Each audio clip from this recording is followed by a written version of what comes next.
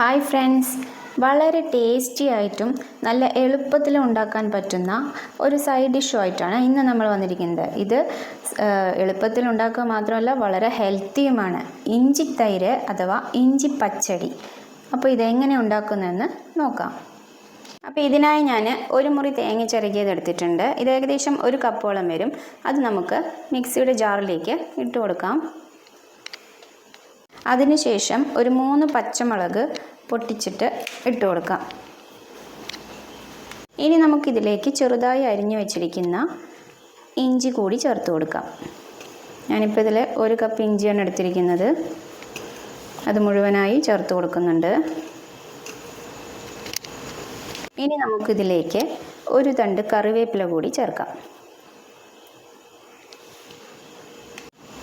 ഇനി നമുക്കിതിലേക്ക് ചേർക്കേണ്ടത് അധികം പുളിയില്ലാത്ത തൈരാണ്. നമുക്കിത് വെള്ളം ചേർത്തിട്ടല്ല അരയ്ക്കേണ്ടത്. ഈ തൈര് ഉപയോഗിച്ചിട്ട് തന്നെ നമുക്ക് അരച്ചെടുക്കണം. അപ്പോൾ നമുക്കിതൊന്ന് ബ്ലെൻഡ് ചെയ്തിട്ട് വരാം. ഇപ്പോൾ ഞാനിത് നന്നായി അരച്ചെടുത്തിട്ടുണ്ട്.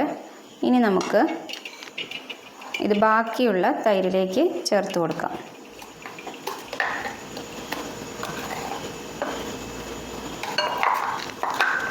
ഇനി നമുക്കിതിലേക്ക് ആവശ്യത്തിന് ഉപ്പ് കൂടി ചേർത്തി നന്നായി ഒന്ന് ഇളക്കി കൊടുക്കാം. ഇനി നമുക്കിതിലേക്ക് കടുക് വറുക്കേണ്ടത് ആവശ്യമാണ്. അപ്പോൾ അതിന് ഞാൻ 1 ടീസ്പൂൺ എണ്ണ ഒഴിച്ചു കൊടുക്കുന്നുണ്ട്.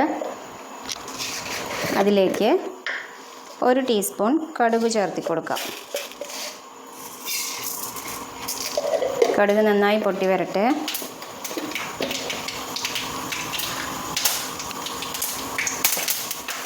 കടുക് നന്നായി പൊട്ടിക്കഴിഞ്ഞു. ഇനി അതിലേക്ക് വറ്റൽമുളക് 2 എണ്ണം, കൂടെ 1 തണ്ട് കറിവേപ്പില കൂടി ചേർത്ത്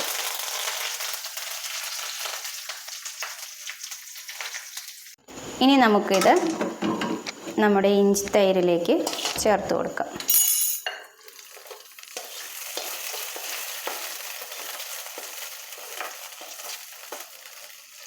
ഇപ്പോൾ നമ്മുടെ ഇഞ്ചി തൈര് അല്ലെങ്കിൽ ഇഞ്ചി പച്ചടി ഇവിടെ തയ്യാറായിട്ടുണ്ട്. എല്ലാവരും ഇതൊന്ന് ഉണ്ടാക്കി നോക്കണം.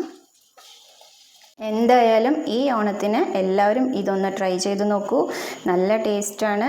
108 കറികൾക്ക് സമമാണ് ഒരു ഇഞ്ചി തൈര് എന്നാണ് പൊതുവേ പറയാറ്. അപ്പോൾ വീണ്ടും അടുത്തൊരു വീഡിയോയുമായി കാണാം.